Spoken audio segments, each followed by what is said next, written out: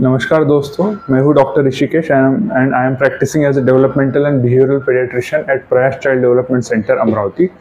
और आज हम जानेंगे कि बच्चों में विजुअल डेफिसिट मतलब दिखाई कम देना, इसके शुरुआती के लक्षण क्या होते हैं। तो ऑब्वियसली बिलो 1 ईयर मतलब जो इन्फेंट्स रहते हैं उनमें क्या क्या लक्षण हमको दिखाई दे सकते हैं, नहीं तो ऑन एग्जामिनेशन हमको समझ आ सकते हैं। तो अगर बच्चा 2 महीने का हो गया, उसका सोशल स्माइल नहीं है, और 2 से 3 महीने का हो गया और आई कांटेक्ट नहीं दे रहा है, मतलब अगर मैं हंसता हूँ तो बच्चे ने भी रिएक्ट करना चाहिए, और मम्मी अगर बच्चे के साथ में बात कर रही है तो उसने आई कांटेक्ट देना चाहिए। तो अगर ये 2 से 3 महीने के बच्चे में अगर ये माइलस्टोन नहीं अचीव है, then it's a thing to concern. Okay, अगर वैसे ही बच्चा अगर 4 से 5 महीने का हो गया है और वो किसी ऑब्जेक्ट की तरफ अप्रोच नहीं कर पा रहा है और वो विजुअल ट्रैक नहीं कर पा रहा है, विजुअल ट्रैकिंग मतलब विजुअल ट्रैक नहीं कर पा रहा है, तो वो चिंता वाली बात है। वैसे अगर बच्चा 6-7 महीने का हो गया और बच्चा अगर ऑब्जेक्ट ट्रांसफर नहीं कर पा रहा है, मतलब अप्रोच भी नहीं कर पा रहा है, नहीं तो ऑब्जेक्ट ट्रांसफर नहीं कर पा रहा है, 8-9 महीने का बच्चा हो गया है, बेबी हो गया है, बट वो छोटी चीज पकड़ नहीं पा रहा है। ऑफकोर्स इसमें पिंसर ग्राफ्स नहीं आएगा, बट सिंपल बच्चा अगर ऐसे भी अगर कोई ऑब्जेक्ट पकड़ नहीं पा रहा है, ओके, नहीं तो कोई ऑब्जेक्ट ऐसे आंखों के नजदीक में लेके उसको देख रहा है, ओके, तो वो चिंता वाली बात है। अगर बच्चा बेबी 10-12 महीने का हो गया और वो सिंपल इमिटेशन नहीं कर पा रहा है, मतलब बाय बाय वगैरह अपन उसको करके दिखा रहे हैं, वो भी वो इमिटेट नहीं कर पा रहा है, ओके,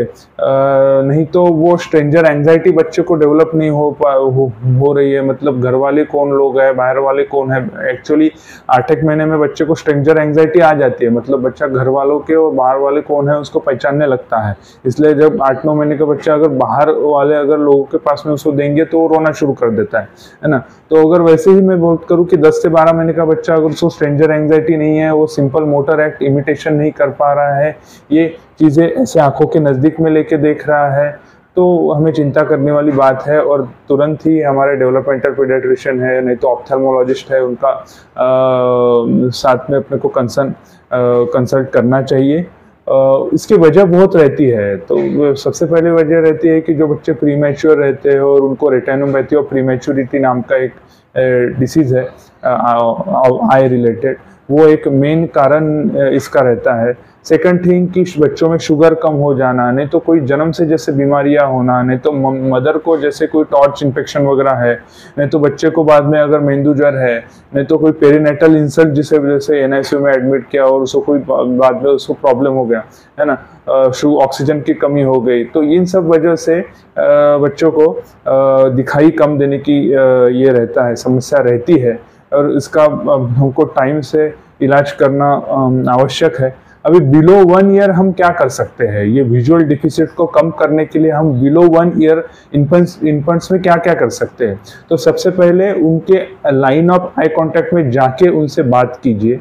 अगर बच्चा सो रहा है, नहीं तो अगर जग भी रहा है, तो पहले एकदम से उसके साथ में मत जगाइए उसे, पहले जाइए, धीरे से उसको टच कर सकते हैं हल्के से, नहीं तो हल्की आवाज लगा सकते हैं। सेकंड थिंग कि रूम में हमेशा एकदम डार्क रूम मत दीजिए, एक हल्का सा छोटा बल्ब लगा के रखिए कि जिसको बच्चे को दिखने में जो भी उसको विजन है उसको उसके सहारे उसे दिखने में मदद हो सके। उसके साथ में ये बच्चे कॉन्ट्रास्ट ऑब्जेक्ट मतलब ब्लैक एंड व्हाइट और रेड एंड व्हाइट जो टॉयज रहते हैं, नहीं तो कुछ फ्लैश कार्ड आते हैं, नहीं तो कोई स्टफ्ड एनिमल है, उनके साथ में इनका विजन डेवलपमेंट अच्छा होता है। तो इन कॉन्ट्रास्ट ऑब्जेक्ट का आप इस्तेमाल कर सकते हैं। मैं कुछ आपको कॉन्ट्रास्ट ये फ्लैश कार्ड के नाम बोलता हूँ, जिसे रहता है कि स्किलमेटिक्स नाम की एक कंपनी आती है, नहीं तो डॉक्स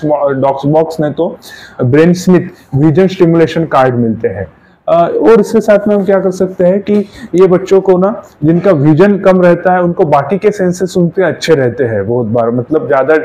अगर कोई अदर डेफिसिट नहीं है, तो जैसे हियरिंग सेंस हो गया, टच सेंस हो गया है ना, तो इनका हम सहारा ले सकते हैं कि बच्चे का सेंसरी डेवलपमेंट अच्छा होने के लिए। और हम बात करें तो जैसे लाइटनिंग ऑब्जेक्ट है, जैसे कोई पॉम पॉम है, नहीं तो एक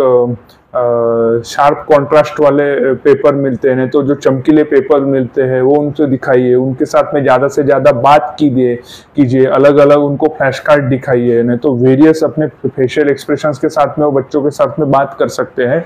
to reduce the visual deficit. Okay, thank you.